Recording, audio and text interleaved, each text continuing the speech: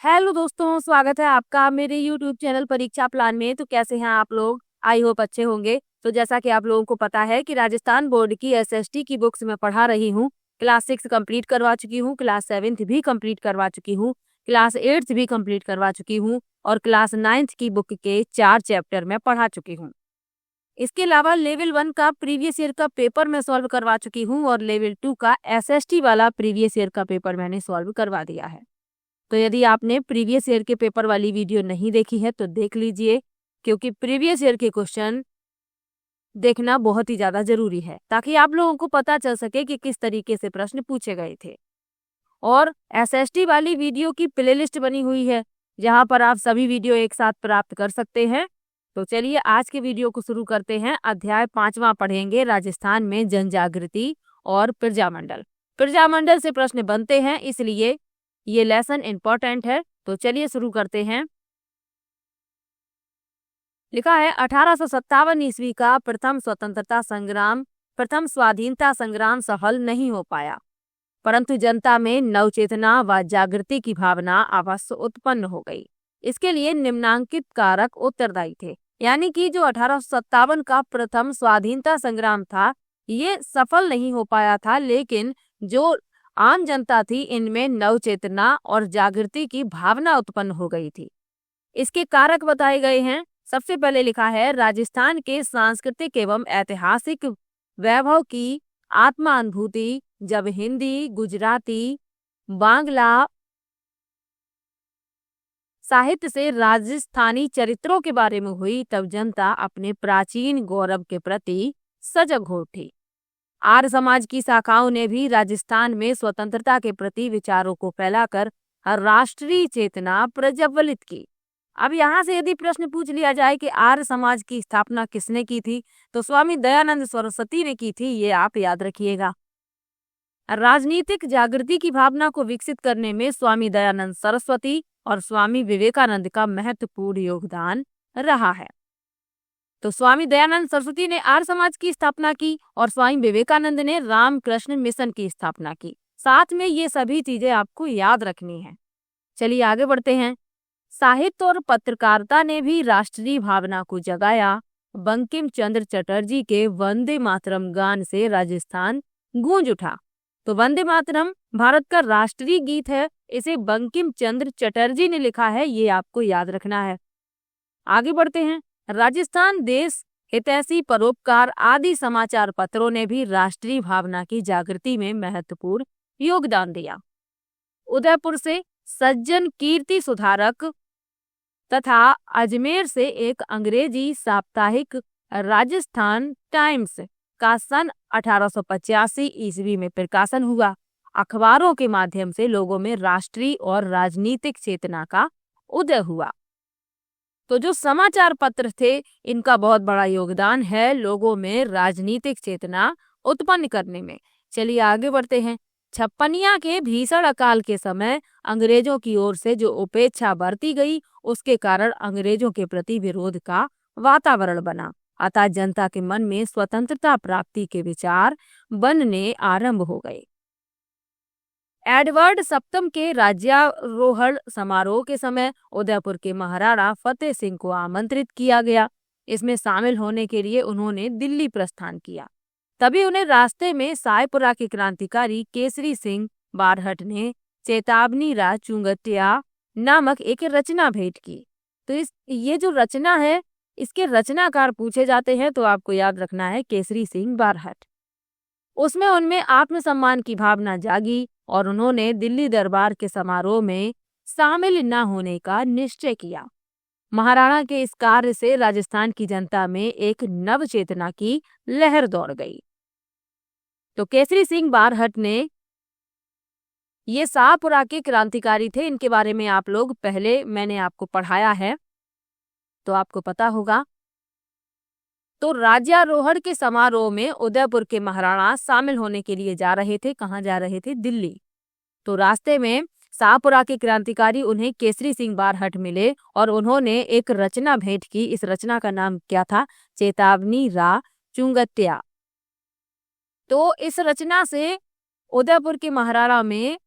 आत्मसम्मान की भावना जागी और वे समारोह में शामिल नहीं हुए। तो महाराणा के इस निर्णय ने जनता में एक नव चेतना उत्पन्न कर दी। चलिए आगे बढ़ते हैं। अंग्रेजों की आर्थिक नीतियों के कारण आर्थिक जीवन अस्त व्यस्त हो गया, बेरोजगारी की स्थिति उत्पन्न हो गई, असंतोष का वातावरण उत्पन्न हो गया, क्योंकि जो आम जनता थी, कृषक थे, इनसे कर वसूले जा रहे थे, इसी कारण आर्थिक जीवन अस्त व्यस्त हो रहा था। आगे बढ़ते हैं। 1885 ईस्वी में भारतीय राष्ट्रीय कांग्रेस की स्थापना हुई और ये आप याद भी रखिएगा, कई प्रतियोगी परीक्षाओं में ये प्रश्न पूछ लिया जाता है कि भारतीय राष्ट्रीय कांग्रेस की स्थापना कब हुई थी, तो 1885 में। 1887 में गवर्नमेंट कॉलेज अजमेर के छात्रों ने कांग्रेस कमेटी का गठन किया। आगे चलकर जनता में राष्ट्रीय भावना उत्पन्न हुई, जो निरंतर बलवती होती गई।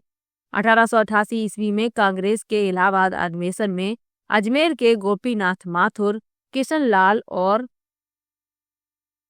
हरविलास शारदा राजस्थान के प्रतिनिधि बनकर आए, यानी प्रतिनिधि बनकर गए थे। ये लोग कहाँ गए थे? कांग्रेस के इलाहाबाद अधिवेशन में। चलिए आगे बढ़ते हैं। 1918 ईस्वी में दिल्ली में आयोजित कांग्रेस अधिवेशन में राजस्थान के कई व्यक्तियों ने भाग लिया, जिसके परिणाम स्वरूप इनका ब्रिटिश भारत और अन्य राज्यों के नेताओं से हुआ। यानी कि जब कांग्रेस अधिवेशन में राजस्थान के कई व्यक्तियों ने भाग लिया, ये व्यक्ति राजस्थान से थे और दिल्ली में आयोजित कांग्रेस अधिवेशन में इन्होंने भाग लिया था, तो इनका संपर्क बढ़ा ब्रिटिश भारत और अन्य राज्य के नेताओं से, क्योंकि वहां पर सभी एकत्र हुए थे। इस अधिवेशन के बाद गणेश शंकर विद्यार्थी, विजय सिंह पथिक, जमनालाल बजाज, चांदकरण शारदा, गिरधर शर्मा, स्वामी नरसिंह देव सरस्वती आदि के प्रयत्नों ने राजपूताना मध्य भारत सभा नामक एक राजनीतिक संस्था की स्थापना दिल्ली के चांदनी चौक स्थित मारवाड़ी पुस्तकालय में हुई। तो ये आपको याद रखना है, एक राजनीतिक संस्था की स्थापना की गई दिल्ली के चांदनी चौक में मारवाड़ी पुस्तकालय में। बाद में कांग्रेस के नागपुर अधिवेशन के समय यह कांग्रेस के सहयोगी संस्था मान ली गई। तो जब नागपुर में कांग्रेस का अधिवेशन हुआ, कब हुआ? 1920 में। तो यह जो संस्था थी, इसे कांग्रेस की सहयोगी संस्था मान लिया गया। यहाँ आप चित्र देख सकते हैं, जमनालाल बजाज और गणेश शंकर विद्यार्थी। आगे बढ़ते हैं। राजपूताना मध्य भारत सभा का दूसरा अधिवेशन कांग्रेस अधिवेशन के साथ ही दिसंबर 1919 में अमृतसर में संपन्न हुआ। मार्च 1920 में इसका तीसरा अधिवेशन जमनालाल बजाज की अध्यक्षता में अजमेर में आयोजित किया गया। दिसंबर 1920 में सभा का चौथा अधिवेशन नागपुर में हुआ। भारतीय राष्ट्रीय कांग्रेस का अधिवेशन भी इस समय नागपुर में हो रहा था। सभा के अध्यक्ष नरसिंह चिंतामणि केलकर निर्वाचित हुए थे। तो ये आपको याद रखना है, सभा के अध्यक्ष तो कौन थे? नरसिंह चिंतामणि केलकर। किंतु कुछ कारणों से वे नागपुर नहीं पहुंच पाए, अतः जयपुर के गणेश नारायण सोमानी को सर्वसम्मति से सभापति चुना गया। क्योंकि पहले जो निर्वाचित हुए थे वो किन्हीं कारणों से नागपुर नहीं पहुंच पाए थे, तो जयपुर के गणेश नारायण सोमानी को सर्वसम्मति से सभापति चुन लिया गया। अधिवेशन में एक प्रदर्शनी भी लगाई गई, जिसमें राजस्थान के कृषकों की दयनीय स्थिति दर्शाई गई थी। राजस्थानी जनता का आह्वान अब कांग्रेसी नेताओं तक पहुंचा। राजस्थान के नेताओं के दबाव के कारण कांग्रेस ने एक प्रस्ताव पारित किया, जिसमें राजस्थान के राजाओं से यह आग्रह किया गया था कि वे अपनी प्रजा को शासन में भागीदार बनाएं। ये किया गया कांग्रेस की तरफ से। कांग्रेस ने एक प्रस्ताव पारित किया, जिसमें जो राजस्थान के राजा थे उनसे आग्रह किया गया कि वे अपनी प्रजा को शासन में भागीदार बनाएं। आगे बढ़ते हैं। आगे लिखा है 1919 ईस्वी में वर्धा में ही राजस्थान सेवा संघ की स्थापना विजय सिंह पथिक, रामनारायण चौधरी और हरभाई किंकर के योगदान से हुई। तो ये आपको याद रखना है, 1919 में वर्धा में राजस्थान सेवा संघ की स्थापना हुई और इस संघ का मुख्य उद्देश्य क्या था? आम जनता की जो समस्याएं थी उनका निवारण करना। जो आम जनता थी, समस्याओं से जूझ रही थी, उन सब का निवारण करना इस संघ का उद्देश्य था। आगे लिखा है इसका दूसरा ध्येय जागीरदारों और राजाओं का अपनी प्रजा के साथ सौहार्दपूर्ण संबंध स्थापित करवाना था। इस संघ के माध्यम से राजस्थान में राजनीतिक चेतना का प्रसार हुआ।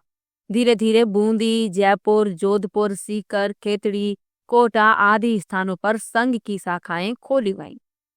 राजस्थान सेवा संघ ने बिजौलिया और वेंगू में किसान आंदोलन, सिरोही और उदयपुर में भील आंदोलन का मार्गदर्शन किया था। संघ ने बूंदी, सिरोही और उदयपुर में पुलिस द्वारा किए गए अत्याचारों को उजागर किया और इसकी आलोचना की।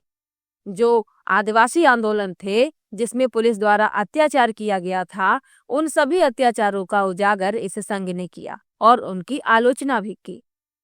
आगे बढ़ते हैं। ब्रिटिश सरकार राजस्थान सेवा संघ की गतिविधियों से सशंकित थी। मार्च 1924 में रामनारायण चौधरी और शोभालाल गुप्त को तरुण राजस्थान में देशद्रोहात्मक सामग्री प्रकाशित करने के अपराध में गिरफ्तार कर लिया गया। तो ब्रिटिश सरकार तो यही चाहती थी कि ये जो संघ के सदस्य हैं इन्हें किसी तरीके से गिरफ्तार कर लिया जाए, तो यही उन्होंने किया। 1924 में क्या किया, रामनारायण चौधरी और शोभालाल गुप्त को तरुण राजस्थान में देशद्रोहात्मक सामग्री प्रकाशित करने के अपराध में गिरफ्तार कर दिया। न्यायालय ने रामनारायण को तो मुक्त कर दिया, परंतु गुप्त को 2 वर्षों के कठोर कारावास की सजा मिली। 1924 ईस्वी में मेवाड़ राज्य सरकार द्वारा पथिक को कैद किए जाने के बाद सेवा संघ के पदाधिकारियों व सदस्यों में परस्पर मतभेद शुरू हो गए। सने सने मतभेद की खाई चौड़ी होती गई। परिणाम स्वरूप 1928-29 तक राजस्थान सेवा संघ पूर्णतया प्रभावहीन हो गया। तो जब विजय सिंह पथिक को गिरफ्तार कर लिया गया तो जो सेवा संघ के पदाधिकारी थे इनमें आपसी मतभेद होने लगे, और जब आपसी मतभेद होते हैं तो उस संघ को ज्यादा दिनों तक प्रभावपूर्ण नहीं बनाया जा सकता। तो यही हुआ, जब सदस्यों में आपस में ही मतभेद हो गए तो मतभेद ये आगे चलकर राजस्थान सेवा संघ के प्रभावहीनता के कारण बने, और यही हुआ। 1928-29 तक राजस्थान सेवा संघ पूर्णतया प्रभावहीन हो गया। और अंग्रेज तो यही चाहते थे, वे तो यही चाहते थे कि इस सेवा संघ को किसी तरीके से प्रभावहीन कर दिया जाए। आगे बढ़ते हैं। सन 1920 में भारतीय राष्ट्रीय कांग्रेस का नेतृत्व महात्मा गांधी के हाथों में आ गया। उन्होंने 1921 ईस्वी में असहयोग आंदोलन आरंभ किया। तो ये आप याद रखिएगा, असहयोग आंदोलन 1921 में शुरू हुआ था। समस्त भारत पर इसका प्रभाव पड़ा। राजस्थान भी इससे अछूता नहीं रहा। यहाँ भी लोगों में देश प्रेम की भावना जागृत हुई और राज्यों में निरंकुश शासन के प्रति तीव्र रोष उत्पन्न हुआ। जोधपुर में एक सत्याग्रही भंवरलाल सर्राफ हाथ में तिरंगा झंडा लेकर शहर में घूमे।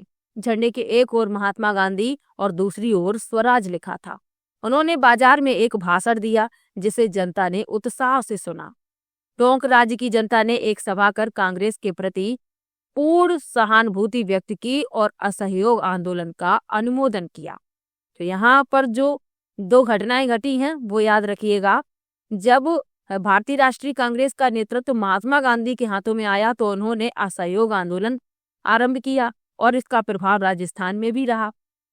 जोधपुर में एक सत्याग्रही थे भंवरलाल सर्राफ। इन्होंने हाथ में तिरंगा झंडा लिया और झंडा लेकर ये शहर में घूमे। झंडे के एक ओर महात्मा गांधी और दूसरी ओर स्वराज लिखा था। उन्होंने बाजार में खड़े होकर भाषण भी दिया जिसे जनता ने उत्साह से सुना। टोंक राज्य की जनता ने एक सभा की और कांग्रेस के प्रति अपनी सहानुभूति व्यक्त की।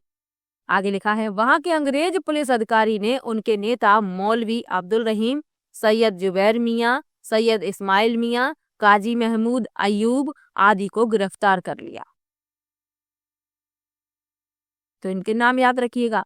लगभग 70 अन्य व्यक्ति भी इस संबंध में गिरफ्तार किए गए लेकिन शीघ्र ही छोड़ दिए गए।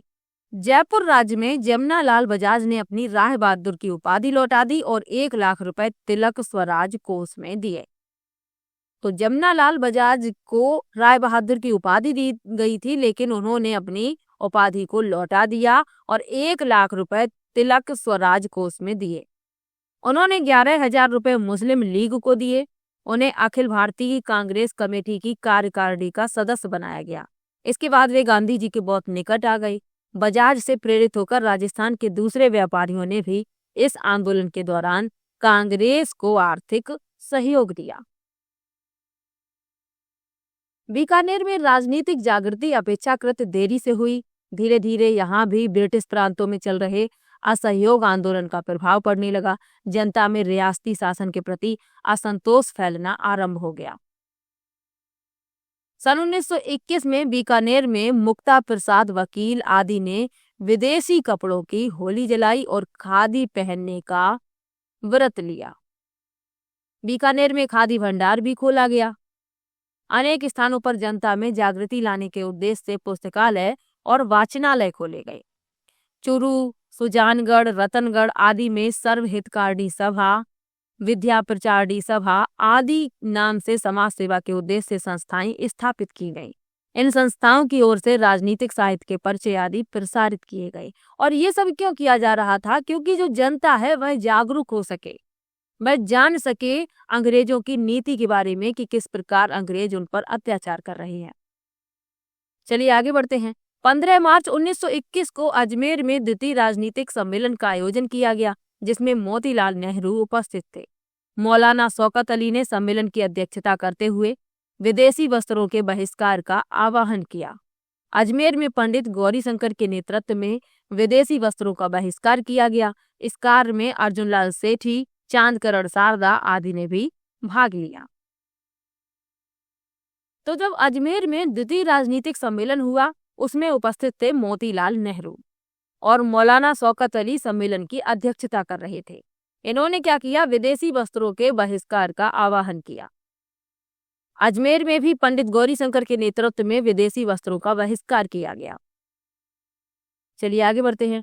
प्रथम विश्व युद्ध के दौरान राजस्थान के नरेशों ने तन, मन और धन से ब्रिटिश सरकार को सहायता प्रदान कर ब्रिटिश साम्राज्य के प्रति पूर्ण निष्ठा का परिचय दिया था। ब्रिटिश सरकार ने भी उन्हें अपना विश्वसनीय सहयोगी तथा युद्ध संचालन में भागीदार बनाया था। बीकानेर के महाराजा गंगा सिंह को साम्राज्यिक युद्ध मंत्रिमंडल और साम्राज्यिक युद्ध सम्मेलन का सदस्य मनोनीत किया गया। तो यहाँ नाम याद रखिएगा, ये बीकानेर के महाराजा थे गंगा सिंह। उन्हें जर्मनी से संधि वार्ता में भाग लेने के लिए भारत का प्रतिनिधित्व करने हेतु पेरिस भेजा गया।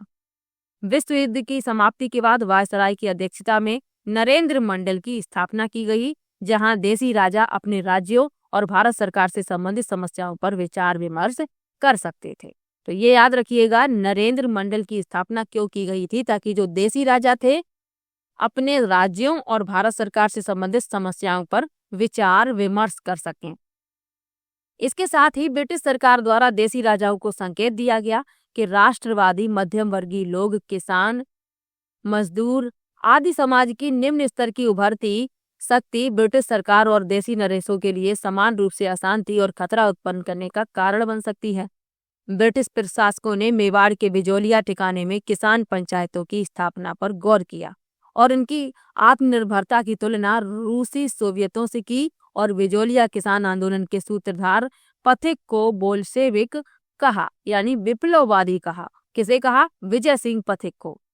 एक बार फिर समान हितों की बात कहकर देसी राज्यों का सहयोग प्राप्त करने का प्रयास किया गया। देसी राज्यों का अस्तित्व ब्रिटिश सत्ता के साथ जुड़ा हुआ था, इसलिए राजस्थान के राजाओं ने असहयोग आंदोलन को अपने अस्तित्व के लिए खतरा समझा। क्योंकि जो देसी राजा थे पूर्णतः निर्भर होने लगे थे ब्रिटिश सत्ता पर। तो यही हुआ, जो देसी राज्य थे इन्होंने क्या सोचा कि इनका जो अस्तित्व है वह ब्रिटिश सत्ता के साथ जुड़ा हुआ है। तो राजस्थान के जो राजा थे उन्होंने क्या सोचा कि ये जो असहयोग आंदोलन है ये इनके अस्तित्व को खतरे में डाल सकता है। आगे बढ़ते हैं। राजस्थान के शासक अपने राज्यों में असहयोग आंदोलन के दौरान होने वाली गतिविधियों के प्रति सतर्क हो गए। स्वयं को प्रगतिशील मानने वाले बीकानेर की महाराजा गंगा सिंह ने अपने राज्य के शिवमूर्ति सिंह, संपूर्णानंद और आनंद वर्मा को सरकारी नौकरी से इसलिए निलंबित कर दिया क्योंकि वे स्वदेशी वस्त्र पहनते थे। उन्होंने तिलक स्वराज कोष में चंदा जमा करवाया था। अब आप यहाँ पर समझिए कि जो अपने ही देश के राजा थे, अपने ही राज्य के राजा थे, ये खुद ब्रिटिश सत्ता के प्रति वफादार हो रहे थे और अपनी प्रजा के बारे में नहीं सोच रहे थे। ये सोच रहे थे कि ये असहयोग आंदोलन इनके अस्तित्व को खतरे में डाल सकता है। तो असहयोग आंदोलन के दौरान जो गतिविधियां हो रही थी उनके प्रति ये सतर्क होने लगे। अब जो बीकानेर के महाराजा गंगा सिंह थे, इनके राज्य में शिवमूर्ति सिंह, संपूर्णानंद और आनंद वर्मा सरकारी नौकरी करते थे। तो महाराजा ने क्या किया, गंगा सिंह ने इन्हें नौकरी से निकाल दिया, निलंबित कर दिया। क्यों कर दिया? क्योंकि ये असहयोग आंदोलन के पक्ष में थे। ये स्वदेशी वस्त्र पहनने लगे थे। इन्होंने विदेशी वस्त्रों का बहिष्कार कर दिया था और जो तिलक स्वराज कोष था उसमें चंदा भी जमा कराया था। आगे लिखा है, जोधपुर के महाराजा के संरक्षक सर प्रताप सिंह इस आंदोलन के कारण इतना बौखला उठे कि उन्हें राज्य में विदेशी माल को प्रोत्साहन देना आरंभ कर दिया। जबकि इससे पूर्व वे महर्षि दयानंद के उपदेश मानकर हिंदी भाषा और स्वदेशी का प्रचार कर रहे थे। लेकिन बाद में क्या हुआ, इस आंदोलन के कारण उन्होंने राज्य में विदेशी माल को प्रोत्साहन देना आरंभ कर दिया। उदयपुर के महाराणा फतेह सिंह असहयोग आंदोलन के प्रति गुप्त रूप से सहानुभूति रखते थे। भारत सरकार ने उन्हें आदेश दिया कि वे या तो उनके कहे अनुसार मंत्रिमंडल का गठन करें या युवराज को शासन के अधिकार सौंपकर स्वयं का राजकाज से अलग हो जाएं। महाराणा ने विवश होकर अपने युवराज भूपाल सिंह को 28 जुलाई 1921 को शासनाधिकार सौंप दिए, क्योंकि अंदर ही अंदर मन में वे सहानुभूति रखते थे असहयोग आंदोलन के प्रति, लेकिन ये खुलकर सहयोग नहीं कर पा रहे थे। जब भारत सरकार को यानी ब्रिटिश सरकार को ये पता चला तो उन्होंने क्या आदेश दिया कि या तो वे उनका कहा माने और उनके कहे अनुसार मंत्रिमंडल का गठन करें, और यदि नहीं कर पाते हैं तो युवराज को शासन के अधिकार सौंप दें और स्वयं राजकाज से अलग हो जाएं। तो महाराणा ने विवश होकर युवराज को शासनाधिकार सौंप दिए। युवराज ने अंग्रेज सरकार की इच्छा अनुसार मंत्रिमंडल बनाया। राजस्व विभाग जैसा महत्वपूर्ण विभाग एक अंग्रेज अधिकारी मिस्टर ट्रेंच को सौंप दिया गया। ब्रिटिश सरकार अब यह प्रयत्न करने लगी थी कि जहां तक हो सके राजस्थान के राज्यों में अंग्रेज मंत्रियों की नियुक्ति हो, ताकि वे राज्यों में बढ़ती हुई राजनीतिक चेतना पर नियंत्रण रख सकें। यानी ब्रिटिश सरकार ये चाहती थी कि धीरे धीरे हम अपना अधिकार क्षेत्र बढ़ाएं। जो राजस्थान के राज्य हैं उनमें मंत्रियों की जगह पर वे अपने लोगों को नियुक्त करें, अंग्रेजों को नियुक्त करें, ताकि वे राजनीतिक चेतना को नियंत्रित कर सके। सिरोही, बूंदी, जोधपुर, जयपुर में अंग्रेज व्यक्तियों को मंत्री नियुक्त किया गया। जहां ऐसा संभव नहीं हुआ वहां राज्य के बाहर व्यक्तियों को उच्च पदों पर नियुक्त करने की व्यवस्था की गई। स्थानीय प्रतिभा की पूर्ण रूप से अवहेलना की गई। मारवाड़, जोधपुर राज्य का प्रथम मैट्रिक परीक्षा उत्तीर्ण व्यक्ति और स्थानीय कॉलेज का प्रथम स्नातक दरबार हाई स्कूल में क्रमशः लेखाकार और सामान्य अध्यापक के पद पर ही कार्यरत रहे। राजस्थान के अनेक राज्यों में राजाओं के प्रशासन का अधिकार छीनकर नवनियुक्त दीवानों और निरंकुश नौकरशाहों को दे दिया गया। उनका कार्य जनता की राजनीतिक गतिविधियों पर अंकुश लगाए रखना था। वे अपने कार्यों के लिए राजा या जनता के स्थान पर दिल्ली के राजनीतिक विभाग के प्रति उत्तरदायी थे। उन्हें ये मतलब नहीं था कि यहाँ की जनता के ऊपर क्या प्रभाव पड़ेगा।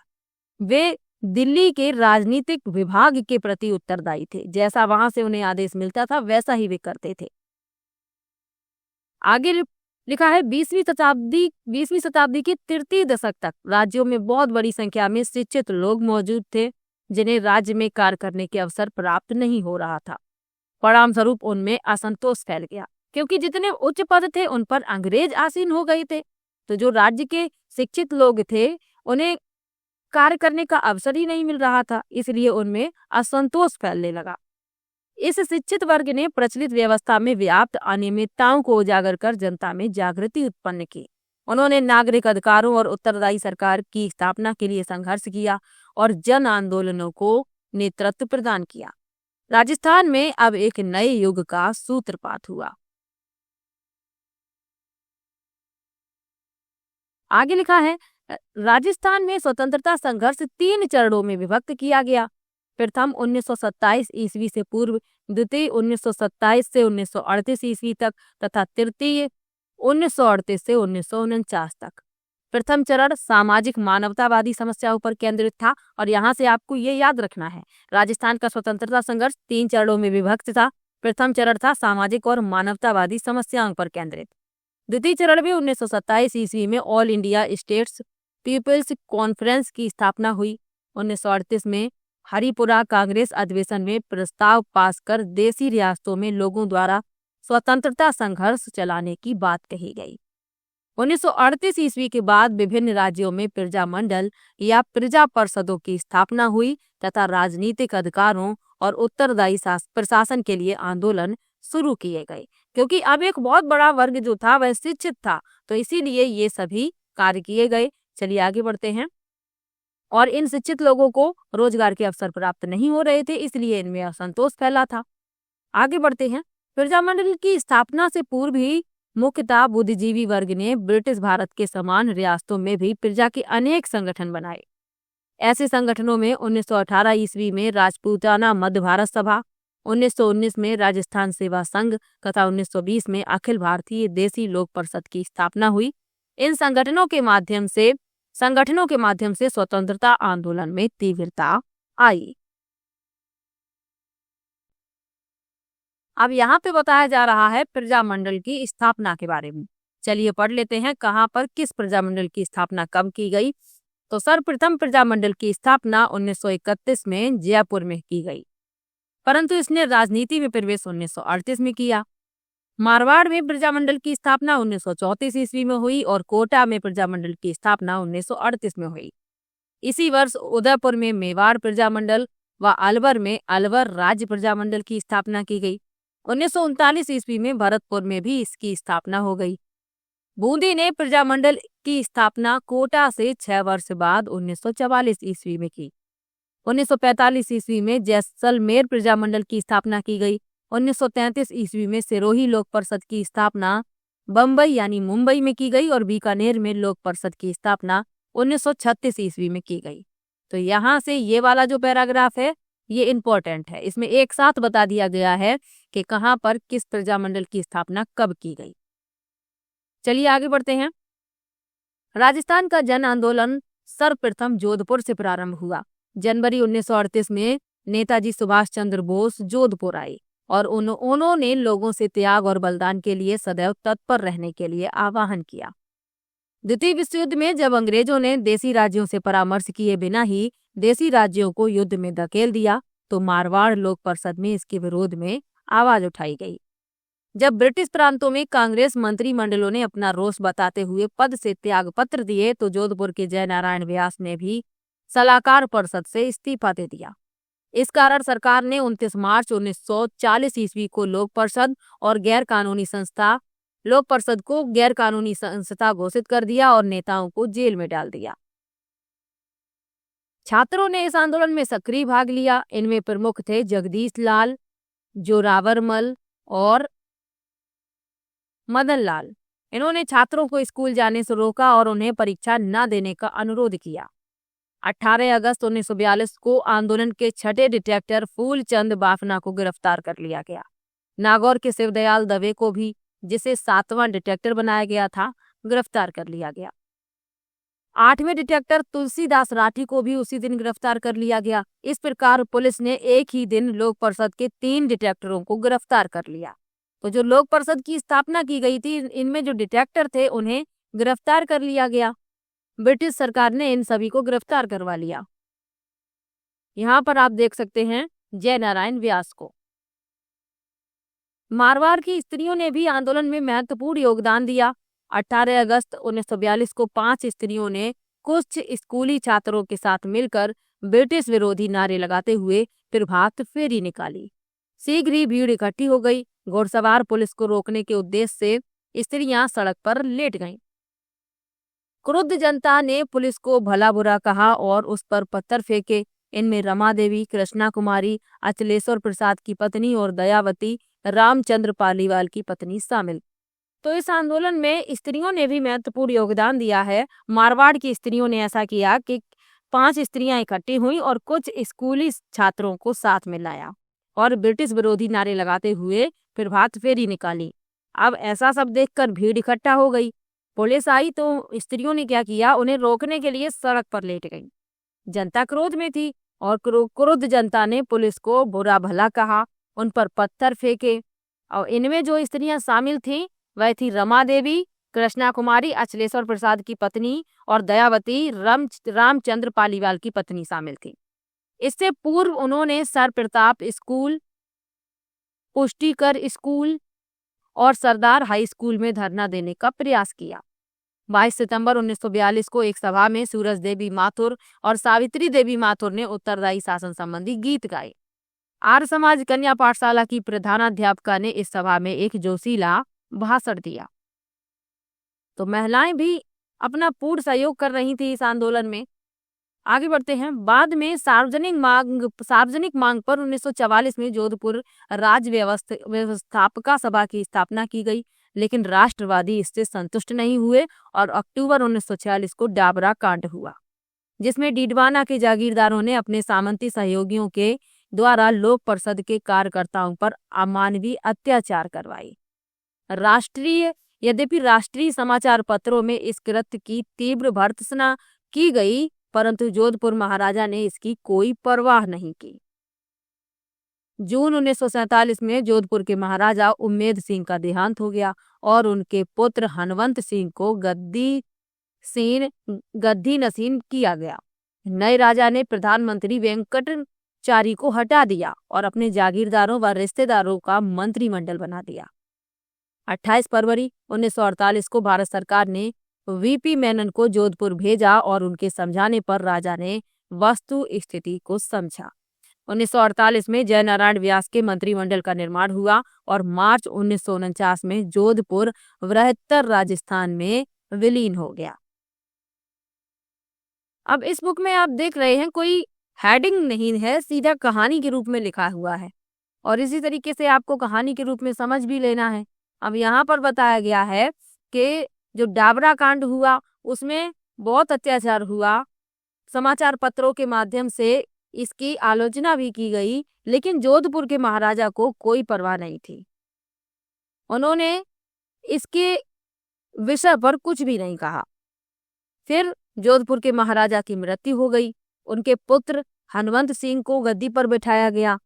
तो उन्होंने क्या किया, जो प्रधानमंत्री थे वेंकटचारी, उन्हें हटा दिया और अपने जागीरदारों और रिश्तेदारों का मंत्रिमंडल बना दिया। फिर क्या हुआ, भारत सरकार ने वीपी मेनन को जोधपुर भेजा। उन्होंने राजा को समझाया, वस्तु स्थिति को समझाया। फिर 1948 ईस्वी में जयनारायण व्यास के मंत्रिमंडल का निर्माण हुआ और मार्च 1949 में जोधपुर बृहत्तर राजस्थान में विलीन हो गया। चलिए आगे बढ़ते हैं।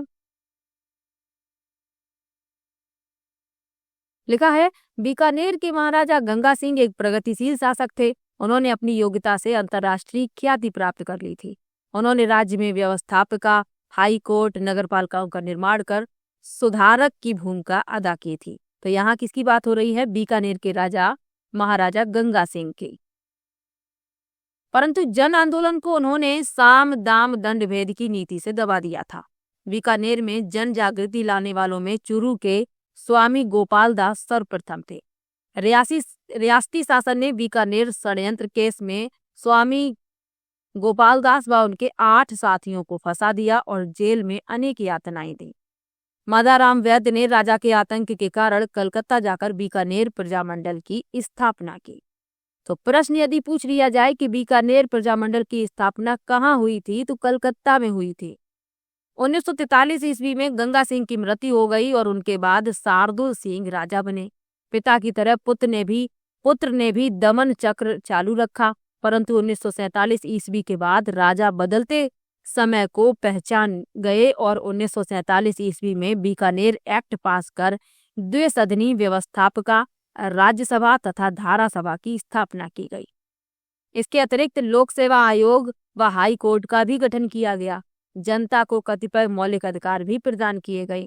अप्रैल 1947 में बीकानेर ने केंद्रीय संविधान सभा में प्रतिनिधि भेजे।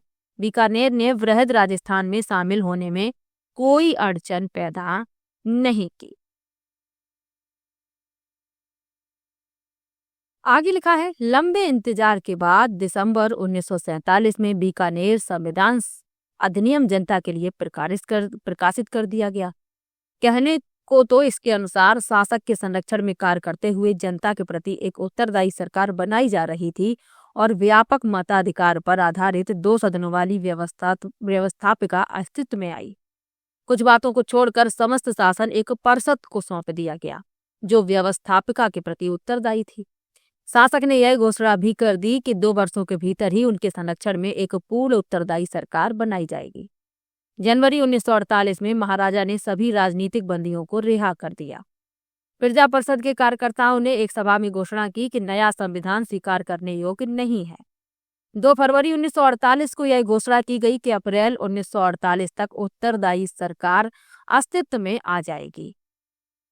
18 मार्च 1948 को शार्दुल सिंह ने मंत्रिपरिषद के स्थान पर एक मिला जुला अंतरिम मंत्रिमंडल बनाने की घोषणा की, जिसका कार्य राज्य में दैनिक शासन को जारी रखना था। यह मिला जुला मंत्रिमंडल अधिक दिनों तक कार्य नहीं कर सका। प्रजामंडल चुनाव करवाने के पक्ष में नहीं था। सामंती प्रतिनिधियों के साथ मिलकर जनप्रतिनिधियों के लिए सरकार चलाना संभव नहीं था।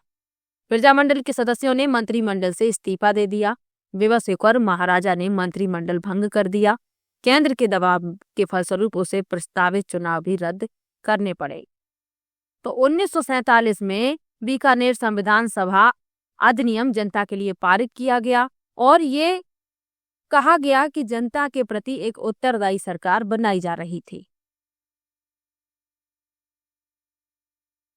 फिर क्या हुआ? जनवरी 1948 में महाराजा ने जितने भी राजनीतिक बंदी थे उन्हें रिहा कर दिया, यानी कि उन्हें जेल से छोड़ दिया। फिर 2 फरवरी 1948 को यह घोषणा की गई कि अप्रैल 1948 तक उत्तरदायी सरकार अस्तित्व में आ जाएगी। फिर क्या किया? जो महाराजा थे शार्दुल सिंह, इन्होंने मंत्रिपरिषद के स्थान पर एक अंतरिम मंत्रिमंडल बनाया जिसका कार्य था राज्य में दैनिक शासन को जारी रखना। यह जो मंत्रिमंडल था ये अधिक दिनों तक कार्य नहीं कर सका। प्रजामंडल चुनाव करवाने के पक्ष में नहीं था और जो सामंती प्रतिनिधि थे इनके साथ मिलकर जनप्रतिनिधियों के लिए सरकार चलाना भी संभव नहीं था। प्रजामंडल के सदस्यों ने क्या किया? मंत्रिमंडल से इस्तीफा दे दिया। तो महाराजा ने मंत्रिमंडल को भंग कर दिया क्योंकि वे विवश थे। जब मंत्रिमंडल के जो सदस्य थे उन्होंने इस्तीफा दे दिया था तो इसीलिए मंत्रिमंडल को भंग करना पड़ा और केंद्र के दबाव के फलस्वरूप चुनाव भी रद्द करने पड़े।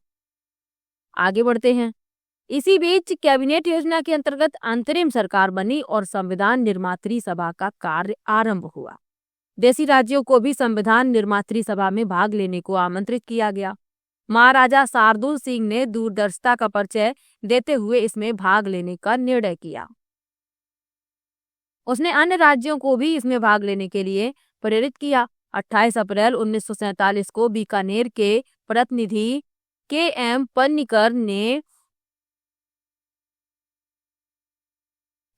पनिक्कर ने संविधान निर्मात्री सभा में अपना स्थान ग्रहण किया। 3 जून 1947 को माउंटबेटन योजना की घोषणा हुई जिसमें भारत के विभाजन का उल्लेख था, यानी कि भारत का विभाजन होने वाला है, इसका उल्लेख था माउंटबेटन योजना में। देशी नरेशों के समक्ष, यानी जो देशी राजा थे उनके समक्ष अब यह विकल्प था कि वे स्वतंत्र रहें या भारतीय संघ या पाकिस्तान में सम्मिलित हों। महाराजा शार्दुल सिंह ने बीकानेर राज्य को भारतीय संघ में सम्मिलित करने का निर्णय किया।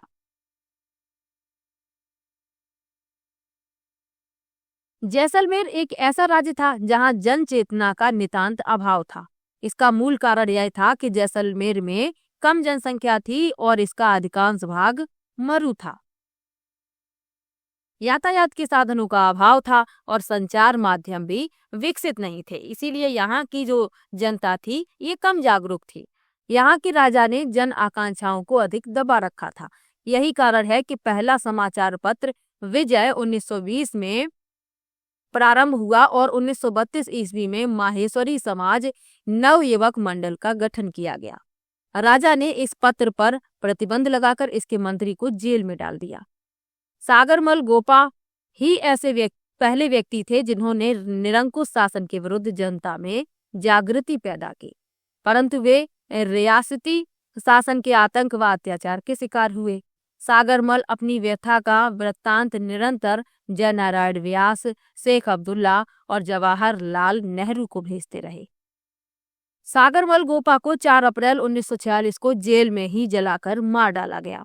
इसके बाद मीठालाल व्यास ने जैसलमेर प्रजामंडल की स्थापना का साहस किया, परंतु राजा के आतंक से बचने के लिए इसकी स्थापना जोधपुर में की गई। 28 मई को जयनारायण व्यास व मीठालाल ने जैसलमेर में जुलूस निकाला और एक विशाल आम सभा का आयोजन किया। इसके पश्चात जनभावना को नहीं दबाया जा सका। अंत में जैसलमेर भी वृहद राजस्थान में शामिल हो गया। अब जैसलमेर जो है, यहाँ जनता कम थी क्योंकि अधिकांश भाग इसका मरुस्थल है, तो इसीलिए यहाँ पर जो जनता थी वह कम जागरूक थी। यहाँ यातायात के साधनों का भी अभाव था, संचार माध्यम भी विकसित नहीं थे, तो इसीलिए यहाँ की जनता जागरूक नहीं थी। यहाँ के जो राजा थे, इन्होंने आम जनता की जो इच्छाएं थी उन्हें दबा रखा था। अब यहाँ पर पहला समाचार पत्र विजय 1920 में प्रारंभ हुआ और 1932 में माहेश्वरी समाज नवयुवक मंडल का गठन किया गया। लेकिन राजा ने क्या किया, इस पर प्रतिबंध लगा दिया और इसके जो मंत्री थे उन्हें जेल में डाल दिया। अब यहाँ पर एक व्यक्ति हैं, प्रमुख व्यक्ति थे सागरमल गोपा। इन्होंने शासन के विरुद्ध जनता में जागृति पैदा की, लेकिन इनके साथ क्या हुआ, इन्हें जेल में डाल दिया गया और जेल में इन्हें जलाकर मार डाला गया।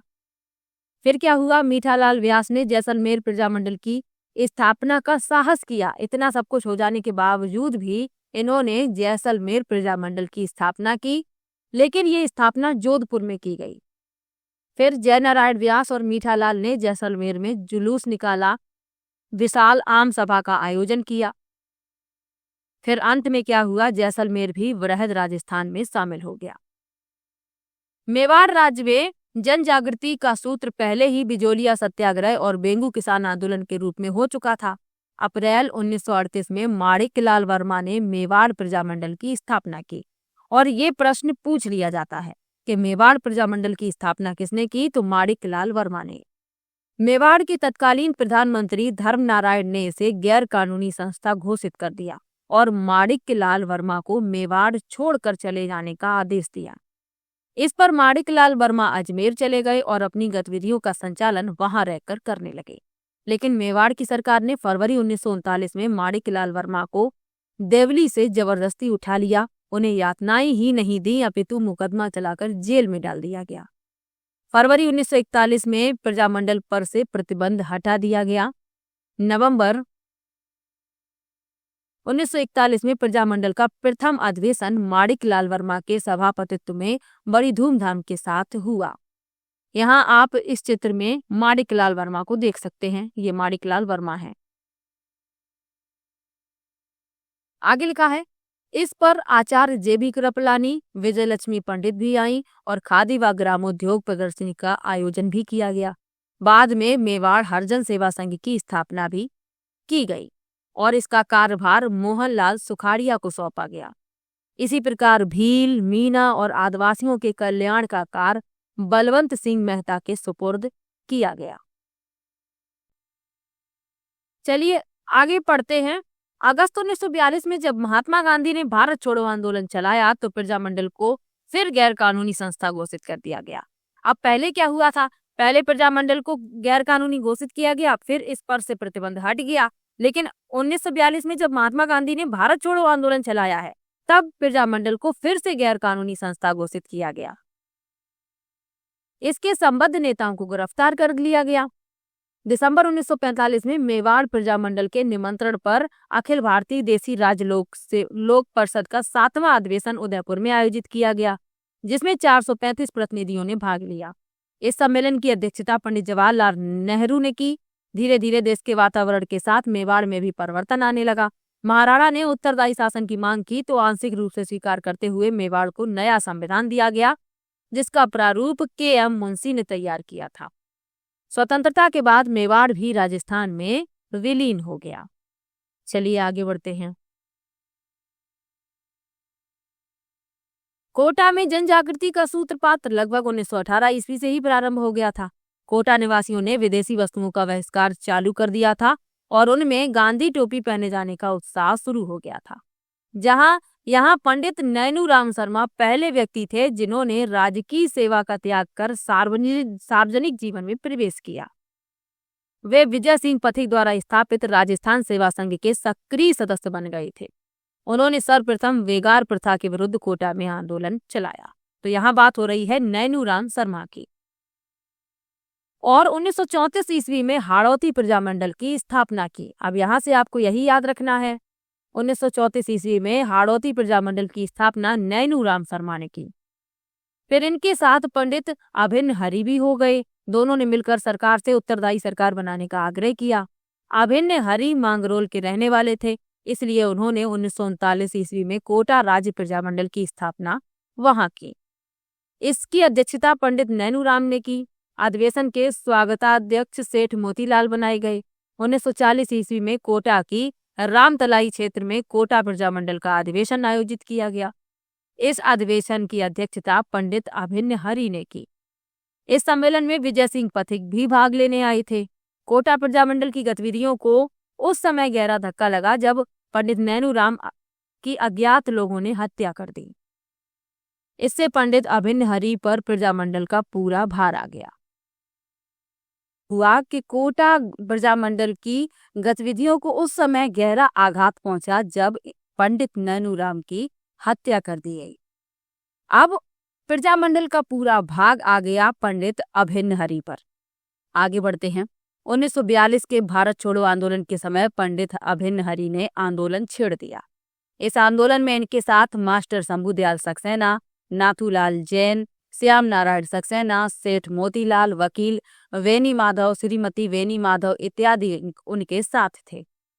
1945 ईस्वी में इस आंदोलन में विद्यार्थी भी शामिल हो गए। उन्होंने जुलूस निकाले, आम सभाएं आयोजित की। प्रदर्शनकारियों पर लाठीचार्ज हुआ, लेकिन भीड़ ने शहर से शहर कोतवाली पर कब्जा कर तिरंगा झंडा फहरा दिया। कोटा की शहरपनाह के फाटक बंद कर दिए गए। शहर में आने वाले सभी सड़कों में गड्ढे खोद दिए गए ताकि बाहर से कोई मदद न आ सके। कोटा के दीवान सर हरिलाल घोसलिया और आईजी पुलिस संत सिंह आंदोलन को कुचल देना चाहते थे, परंतु कोटा के महाराव भीम सिंह ने पलायथा के सर ओंकार सिंह के माध्यम से जनता से 16 अगस्त 1945 को समझौता कर लिया। बाद में प्रधानमंत्री और आईजी पुलिस को भी दरबार ने हटा दिया। इस आंदोलन के बाद प्रजामंडल के झंडे के नीचे कोटा के सामंत, नागरिक, किसान, मजदूर और छात्र सब आ गए। जब देश आजाद हुआ तो कोटा के महाराव भीम सिंह ने राजस्थान के विलीनीकरण की प्रक्रिया में महत्वपूर्ण योगदान दिया और इसी कारण वे पूरे राजस्थान के उप राज्य प्रमुख बनाए गए। तो यहाँ पर आपको कोटा के जो महाराव थे भीम सिंह, इनके बारे में याद रखना है। इन्होंने विलीनीकरण की प्रक्रिया में महत्वपूर्ण योगदान दिया था, इसी कारण ये पूरे राजस्थान के उप राज्य प्रमुख बना दिए गए थे। चलिए आगे बढ़ते हैं। बूंदी में भी कोटा की भांति राजनीतिक जागृति के लक्षण पहले से ही दिखाई दे रहे थे। विजय सिंह पथिक और राम नारायण चौधरी ने कर वृद्धि और बेगार के विरुद्ध आंदोलन प्रारंभ किया। पुलिस ने किसानों पर अपना दमन चक्र चालू किया और नमाना ग्राम में बहुत अत्याचार किए, जिससे आंदोलन में और तेजी आई। बूंदी के महाराव ईश्वरी सिंह ने आंदोलन को दबाने का भरसक प्रयत्न किया। 1931 में कांतिलाल की अध्यक्षता में बूंदी प्रजामंडल की स्थापना की गई। 1936 में सरकार ने राजस्थान समाचार पत्र के प्रकाशन पर पाबंदी लगा दी, लेकिन कांतिलाल व नित्यानंद ने इसकी परवाह नहीं करते हुए प्रशासकीय सुधारों की मांग की। 1937 ईस्वी में प्रजामंडल के अध्यक्ष ऋषि दत्त मेहता को 3 वर्ष के लिए राज्य से निष्कासित कर दिया गया। अब यहाँ से आपको यही चीजें याद रखनी है। ये लेसन तो काफी बड़ा है और आपको पूरा नहीं याद रखना है, जो महत्वपूर्ण बीच बीच में तथ्य हैं वो आपको याद रखने हैं। अब यहाँ से आपको याद रखना है 1937 में प्रजामंडल के जो अध्यक्ष थे ऋषि दत्त मेहता। अब यहाँ पर बात हो रही है बूंदी प्रजामंडल की, तो ये बूंदी प्रजामंडल के अध्यक्ष थे, इनको 3 वर्ष के लिए राज्य से निष्कासित कर दिया गया। परंतु जब वे 1941 ईस्वी में वापस बूंदी आए तो उन्होंने फिर आंदोलन प्रारंभ किया। 1942 ईस्वी में उन्होंने ब्रज सुंदर शर्मा को साथ लेकर आंदोलन छेड़ दिया। समय की मांग के अनुसार महाराव ईश्वरी सिंह में भी परिवर्तन आया और उन्होंने संविधान निर्मात्री सभा की नियुक्ति कर दी। भारत आजाद होने पर बूंदी भी वृहद राजस्थान में विलीन हो गया। आगे लिखा है, जयपुर में जन जागृति के कार्य का श्री गणेश अर्जुन लाल सेठी ने किया। उनके बाद जमनालाल बजाज ने 1927 में चरखा संघ की स्थापना की। अब यदि प्रश्न पूछ लिया जाए कि चरखा संघ की स्थापना किसने की, तो जमनालाल बजाज ने। 1931 ईस्वी में कर्पूर चंद पाटनी ने जयपुर प्रजामंडल की स्थापना की। तो यहाँ से आपको ये याद रखना है कि जयपुर प्रजामंडल की स्थापना कर्पूर चंद पाटनी ने की थी। प्रारंभ में इसका कार्य समाज सुधार ही रहा। बाद में पंडित हीरालाल शास्त्री, चिरंजी लाल अग्रवाल, कपूर चंद पाटनी और दौलत मल भंडारी को भी गिरफ्तार कर लिया गया। इसके विरोध में जयपुर शहर में इस दमन चक्र की भर्त्सना की गई। आखिर सरकार प्रजामंडल के नेताओं से बातचीत करने के लिए तैयार हो गई। अगस्त 1939 ईस्वी को दोनों पक्षों में समझौता हो गया, जिसके फलस्वरूप प्रजामंडल को मान्यता मिल गई और सेठ जमनालाल बजाज व अन्य कार्यकर्ता रिहा कर दिए गए। यहाँ पर आप हीरालाल शास्त्री को देख सकते हैं इस चित्र में। चलिए आगे बढ़ते हैं। 1940 ईस्वी में पंडित हीरालाल शास्त्री प्रजामंडल के अध्यक्ष निर्वाचित हुए। उन्होंने राज्य भर में प्रजामंडल की शाखाएं खोल दी। 1941 ईस्वी में नवंबर में प्रजामंडल का तीसरा अधिवेशन हुआ। 1942 के भारत छोड़ो आंदोलन के समय जयपुर में आंदोलन छेड़ा गया तो जयपुर महाराज ने उत्तरदायी सरकार की मांग को स्वीकार कर लिया। अब जयपुर में आंदोलन का कोई औचित्य ही नहीं रहा। इस समय प्रजामंडल दो वर्ग में हो गया। इस समय प्रजामंडल में दो वर्ग हो गए थे। एक वर्ग अपने आप को अखिल भारतीय आंदोलन के साथ रखना चाहता था और दूसरा, जिसका नेतृत्व शास्त्री जी कर रहे थे, आंदोलन के पक्ष में नहीं था। तो जब जयपुर महाराज ने उत्तरदायी सरकार की मांग को स्वीकार कर लिया तो आंदोलन करने का कोई मतलब नहीं रहा था। तो इस समय क्या हुआ, प्रजामंडल के दो वर्ग हो गए। एक वर्ग था जो अपने आप को अखिल भारतीय आंदोलन के साथ रखना चाहता था और दूसरा वर्ग जो था वह आंदोलन के पक्ष में नहीं था। और जो वर्ग आंदोलन के पक्ष में नहीं था उसका नेतृत्व कर रहे थे शास्त्री जी, यानी कि हीरालाल शास्त्री। परंतु बाबा हरिश्चंद्र के गुट के दबाव में सितंबर 1942 को हीरालाल शास्त्री ने प्रधानमंत्री सर मिर्जा इस्माइल को आंदोलन छेड़ने का अल्टीमेटम दे दिया। तो पहले तो हीरालाल शास्त्री आंदोलन के पक्ष में नहीं थे, लेकिन बाद में क्या हुआ, उन्होंने प्रधानमंत्री जो थे सर मिर्जा इस्माइल, इनको अल्टीमेटम दे दिया आंदोलन छेड़ने का। इस पर प्रधानमंत्री ने शास्त्री जी को वार्तालाप के लिए आमंत्रित किया। दोनों में बातचीत के बाद निम्न समझौता हो गया। क्या समझौता हुआ वो यहाँ पर लिखा हुआ है। युद्ध के लिए राज्य सरकार जनधन की सहायता नहीं देगी। प्रजामंडल को राज्य में शांतिपूर्वक युद्ध विरोधी अभियान चलाने की स्वतंत्रता होगी। ब्रिटिश प्रांतों से आने वाले किसी आंदोलनकारी को प्रवेश करने में नहीं रोका जाएगा। जनता को उत्तरदायी शासन के लिए राज्य शीघ्र अतिशीघ्र कार्रवाई करेगा और प्रजामंडल महाराजा के विरुद्ध किसी प्रकार की सीधी कार्रवाई नहीं करेगा। ये समझौता हुआ प्रधानमंत्री के मध्य और जो हीरालाल शास्त्री थे, अध्यक्ष थे, उनके मध्य। इस समझौते के फलस्वरूप जन साधारण में आंदोलन करने की प्रेरणा समाप्त हो गई। शास्त्री जी समझौते के बावजूद आजाद मोर्चे के नेताओं ने आंदोलन चलाया, परंतु गिरफ्तार कर लिए गए। 1945 ईस्वी में जब जवाहरलाल नेहरू जयपुर आए तो आजाद मोर्चे का प्रजामंडल में विलीनीकरण हो गया। अक्टूबर 1942 में महाराजा ने एक समिति का गठन किया जिसका कार्य संवैधानिक सुधारों का सुझाव देना था। इस समिति ने 2 वर्ष में प्रतिवेदन प्रस्तुत किया, जिसके फलस्वरूप 1945 ईस्वी में 2 सदनों वाली व्यवस्थापिका की स्थापना की गई। परंतु दोनों में महाराजा का ही वर्चस्व रहा था। जब चुनाव हुए तो प्रजामंडल ने चुनाव में भाग लिया, जिसमें परिषद में 3 सीटों पर और प्रतिनिधि सभा में 27 सीटों पर विजय प्राप्त की। तो जब चुनाव हुए तो प्रजामंडल ने चुनाव में भाग लिया तो परिषद में 3 सीटें और प्रतिनिधि सभा में 27 सीटों पर जीत हासिल की।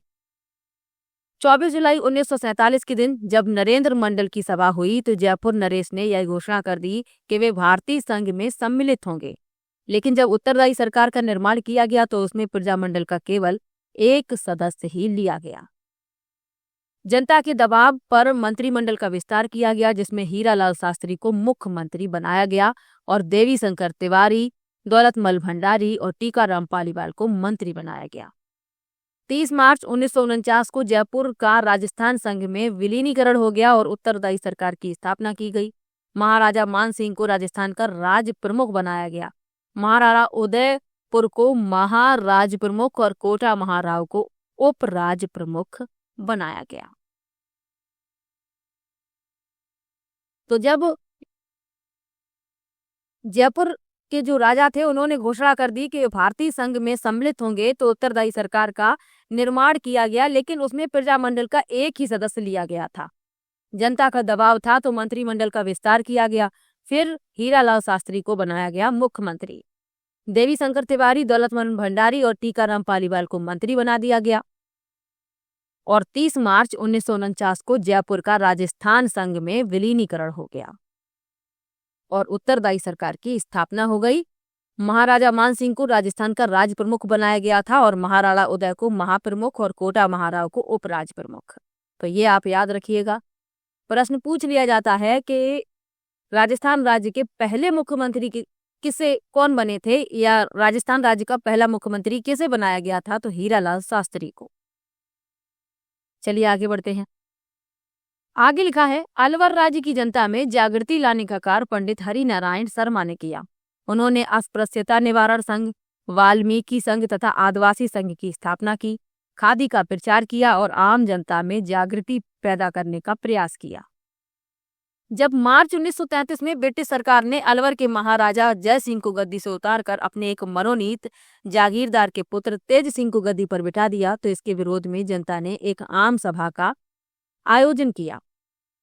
राज्य सरकार ने हरिनारायण शर्मा, कुंज बिहारी लाल मोदी और अन्य नेताओं को गिरफ्तार कर लिया। अब यदि लोग अपना पक्ष रखते थे तो ब्रिटिश सरकार क्या करती थी, उन्हें गिरफ्तार करवा के जेल में डाल देती थी। 1938 ईस्वी में अलवर राज्य प्रजामंडल की स्थापना हुई। अन्य प्रजामंडलों की भांति अलवर प्रजामंडल ने भी उत्तरदायी सरकार की मांग की और आंदोलन चालू किया। 1940 ईस्वी में राज्य द्वारा युद्ध कोष के लिए धन एकत्र करने का प्रजामंडल ने विरोध किया।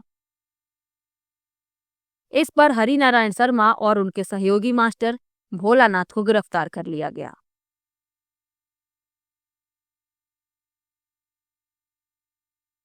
आम जनता ने इसका विरोध किया। भारत छोड़ो आंदोलन में भी प्रजामंडल ने आंदोलन किया। जनवरी 1944 में भवानी शंकर शर्मा की अध्यक्षता में प्रजामंडल का पहला अधिवेशन हुआ, जिसमें उत्तरदायी सरकार की मांग को दोहराया गया। यानी लोग जब उत्तरदायी सरकार की मांग करते थे, विरोध करते थे सरकार का, तो उन्हें गिरफ्तार कर लिया जाता था, जेल में डाल दिया जाता था। ऐसा ही फिर से हुआ। 1940 ईस्वी में जब राज्य द्वारा युद्ध कोष के लिए धन एकत्र किया जा रहा था, तो प्रजामंडल ने इसका विरोध किया। तो हरिनारायण शर्मा और उनके सहयोगी मास्टर भोलानाथ को गिरफ्तार कर लिया गया। आम जनता ने इसका विरोध भी किया। आगे बढ़ते हैं। भारत छोड़ो आंदोलन में भी प्रजामंडल ने आंदोलन किया। जनवरी 1944 में भवानी शंकर की अध्यक्षता में प्रजामंडल का पहला अधिवेशन हुआ, जिसमें उत्तरदायी सरकार की मांग को दोहराया गया। फरवरी 1946 में उत्तरदायी सरकार बनाने के लिए प्रजामंडल ने आंदोलन छेड़ दिया और कई गिरफ्तारियां दी। इसके पश्चात जून 1946 में प्रजामंडल ने किसानों के समर्थन से आंदोलन किया।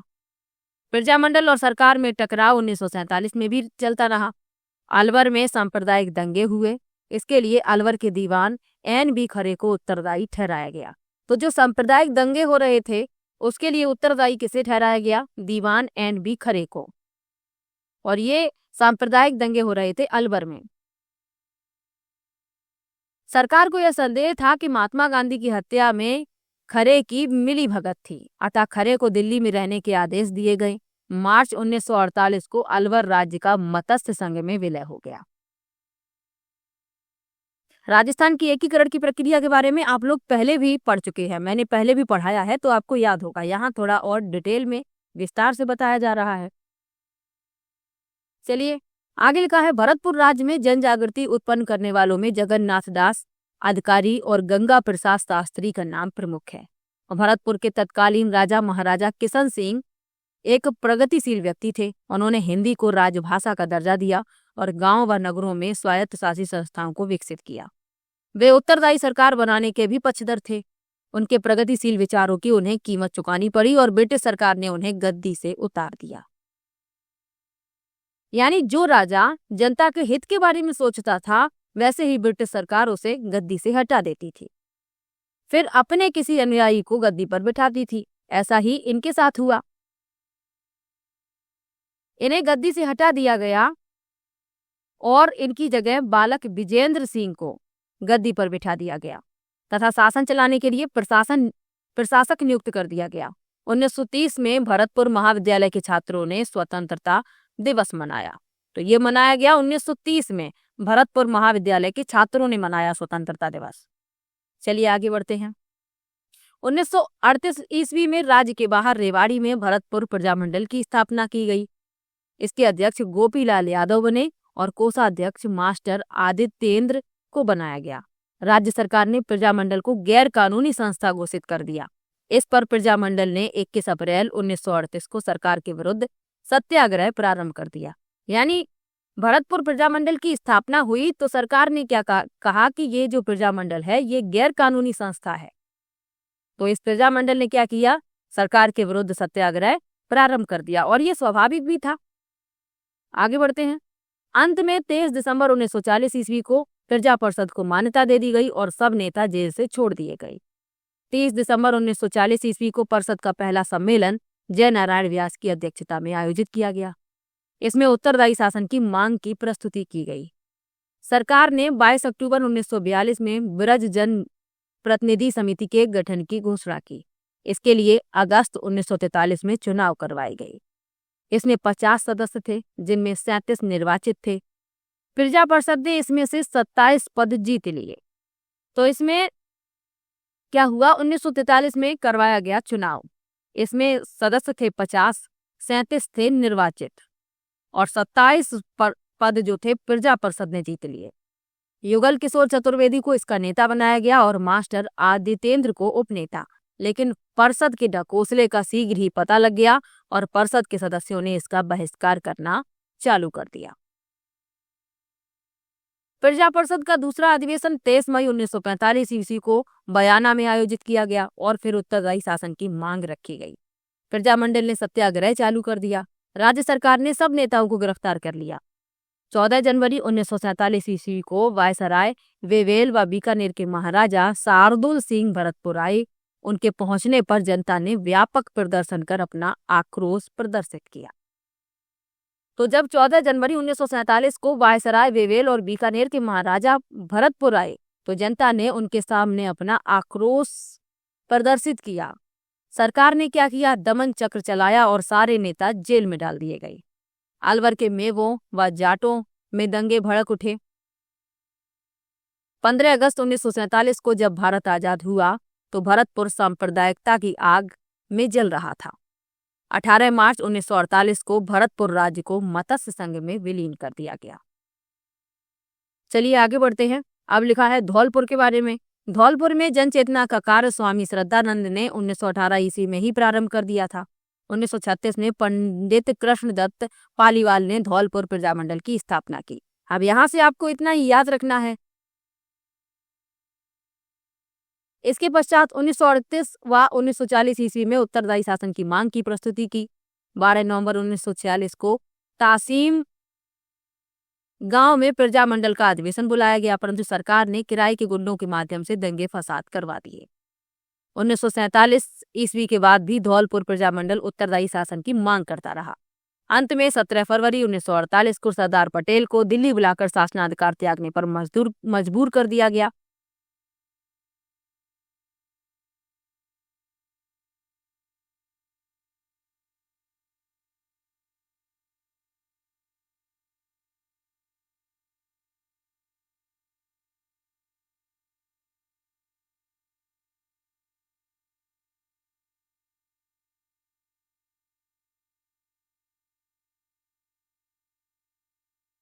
अब लिखा है धौलपुर के बारे में। चलिए पढ़ लेते हैं धौलपुर के बारे में भी। धौलपुर में जन चेतना का कार्य स्वामी श्रद्धानंद ने 1918 ईस्वी में ही प्रारंभ कर दिया था। 1936 में पंडित कृष्णदत्त पालीवाल ने धौलपुर प्रजामंडल की स्थापना की। इसके पश्चात 1938 व 1940 में उत्तरदायी शासन की मांग प्रस्तुत की। 12 नवंबर 1940 को तासीम गांव में प्रजामंडल का अधिवेशन बुलाया गया, परंतु सरकार ने किराए के गुंडों के माध्यम से दंगे फसाद करवा दिए। 1947 के बाद भी धौलपुर प्रजामंडल उत्तरदायी शासन की मांग करता रहा। अंत में 17 फरवरी 1948 को सरदार पटेल ने महाराजा को दिल्ली बुलाकर शासनाधिकार त्यागने पर मजबूर कर दिया। बाद में धौलपुर को मत्स्य संघ में विलीन कर दिया गया। अब करौली की बात हो रही है। करौली में प्रजामंडल की स्थापना 1938 ईस्वी में हुई। इसके प्रमुख नेता त्रिलोक चंद माथुर, चिरंजी लाल शर्मा व मान सिंह आदि थे। अन्य राज्यों की भांति करौली में भी आंदोलन समाप्त करने के प्रयास किए गए। नवंबर 1946 में करौली के पड़ोसी राज्य के कार्यकर्ताओं का एक सम्मेलन बुलाया गया, जिसमें करौली में उत्तरदायी शासन की मांग की गई। अब आप देखेंगे कि प्रत्येक प्रजामंडल में एक प्रमुख मांग थी और वह थी उत्तरदायी शासन की।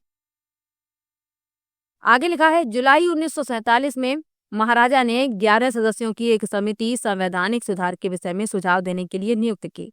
प्रजामंडल ने मांग की कि इसमें कुछ जनप्रतिनिधि भी होने चाहिए, परंतु महाराजा ने यह मांग अस्वीकार कर दी। कुछ समय बाद करौली का मत्स्य संघ में विलीनीकरण हो गया। आगे लिखा है, राजस्थान में अनेक राज्य ऐसे थे जहां राजनीतिक चेतना का विकास 20वीं सदी के दूसरे व तीसरे दशक में हुआ। उनमें से थे बांसवाड़ा, डूंगरपुर, प्रतापगढ़, सिरोही, साहेबपुरा, टोंक, कुशलगढ़। झालावाड़ ऐसा राज्य था जहां के राजा स्वयं प्रगतिवादी थे। तो अब झालावाड़ राज्य की बात हो रही है। यहाँ के राजा स्वयं प्रगतिवादी थे और उन्होंने अनेक कदम ऐसे उठाए जिससे जन चेतना में वृद्धि हुई। बांसवाड़ा में भूपेंद्र नाथ त्रिवेदी, डूंगरपुर में भोगीलाल पंड्या, हरदेव जोशी, गौरीशंकर आचार्य, शिवलाल कोटडिया, भीखा भाई भील, प्रतापगढ़ में अमृतलाल पायक, चुन्नीलाल प्रभाकर, सिरोही में गोकुल भाई भट्ट आदि ने जन चेतना लाने में अथक प्रयास किए और प्रजामंडलों की स्थापना की। डूंगरपुर के भोगीलाल पंड्या ने भीलों, चमारों और अन्य पिछड़ी जातियों में शिक्षा द्वारा जन जागृति लाने का प्रयास किया। तो यहाँ पे आपको भोगीलाल पंड्या का नाम याद रखना है। इन्होंने जो भील जाति के लोग थे और यानी कि आदिवासी जो जिन्हें जनजाति कहा जाता है और अनुसूचित जाति के जो लोग थे और अन्य पिछड़ी जाति के लोग थे, इन्हें शिक्षा द्वारा जागृत किया। सेवा संघ के माध्यम से सामाजिक कुरीतियां तथा अंधविश्वासों को दूर किया गया। उन्हीं के प्रयासों से 1945 में डूंगरपुर प्रजामंडल की स्थापना हुई। बांसवाड़ा में भील बाहुल इलाके में भूपेंद्र नाथ त्रिवेदी ने जन जागृति पैदा की। स्वतंत्रता के बाद सभी राज्यों का वृहद राजस्थान में विलय हो गया। अब यहाँ पर प्रजामंडलों के मूल्यांकन के बारे में लिखा है। लास्ट ये टॉपिक, इसके बाद लेसन खत्म।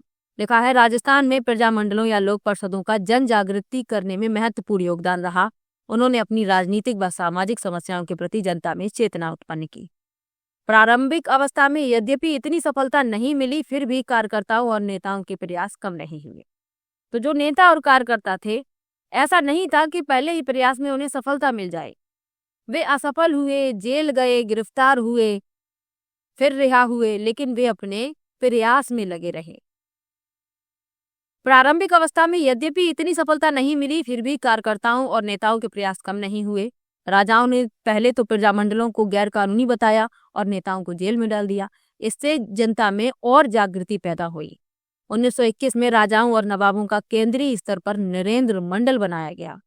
इस संस्था के सुझाव पर राजाओं ने प्रजामंडलों व लोक परिषदों की स्थापना होने दी। प्रजामंडलों ने कांग्रेस के कार्यक्रमों को भी अपनाया, आंदोलनों में भाग लिया। इसमें 1942 का भारत छोड़ो आंदोलन सबसे प्रमुख है। इससे सारा देश एकता के सूत्र में बंध गया। तो ये आपको याद रखना है, 1942 का भारत छोड़ो आंदोलन। तो इस आंदोलन का असर क्या हुआ कि देश एकता के सूत्र में बंध गया और राजाओं को भी आभास हो गया कि अब लोकतंत्र का युग आ रहा है और राजतंत्र व निरंकुशता के दिन चले गए हैं। यही कारण है कि सरदार पटेल के प्रयासों से सभी राजाओं ने अपने राज्यों का भारत संघ में विलीनीकरण स्वीकार कर लिया। तो एक प्रश्न पूछा जाता है कि रियासतों को एकीकृत करने में किसने महत्वपूर्ण भूमिका निभाई है? तो सरदार वल्लभ भाई पटेल ने। आगे लिखा है, प्रजामंडलों ने ही सामाजिक कुरीतियों और जनता का ध्यान आकृष्ट किया। इस महान सामाजिक व राजनीतिक परिवर्तन लाने का श्रेय प्रजामंडलों को ही जाता है। लेसन होता है यहीं पर समाप्त। अब आपको क्या क्या याद रखना है? आपको सभी प्रजामंडल की स्थापना किसने की है और कब की है, ये आप याद कर लीजिए, कहीं पर लिख लीजिए। आप स्वयं अपना एक शॉर्ट नोट्स बना लीजिए, उसमें लिखते जाइए ये जो महत्वपूर्ण चीजें हैं। और ये शॉर्ट नोट्स आपके एग्जाम के समय बहुत काम आएंगे, क्योंकि तब आप इस किताब को दोबारा नहीं पढ़ पाएंगे और ना ही ये वीडियो बार बार देख पाएंगे। तो आप एक बार वीडियो देखें और अपने नोट्स बना लें, ताकि आपको बार बार अपना समय बर्बाद ना करना पड़े। और जो आपके लिखे नोट्स होंगे वो आपके लिए बहुत ही ज़्यादा महत्वपूर्ण होंगे और आपको पढ़ने में भी आसानी होगी। तो इतना काम आप कर लीजिए, अपने लिए कर लीजिए, और ये ज़रूरी भी है। तो चलिए मिलते हैं नेक्स्ट वीडियो में।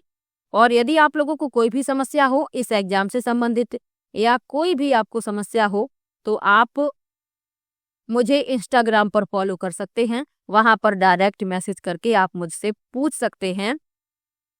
और क्लास 6, 7, 8 की जो बुक है SST की, उसे आप मेरे टेलीग्राम से प्राप्त कर सकते हैं। टेलीग्राम पर जाइए, टेलीग्राम ग्रुप बना हुआ है, वहां से आप उसे डाउनलोड करके पढ़ सकते हैं। तो चलिए मिलते हैं नेक्स्ट वीडियो में। वीडियो कैसा लगा ये कमेंट में जरूर बताया कीजिए, और वीडियो को लाइक और शेयर जरूर किया कीजिए, क्योंकि एक वीडियो बनाने में बहुत मेहनत लगती है। और यदि आप लोग लाइक करते हैं, शेयर करते हैं, तो मोटिवेशन बना रहता है। तो चलिए मिलते हैं नेक्स्ट वीडियो में, तब तक के लिए बाय बाय।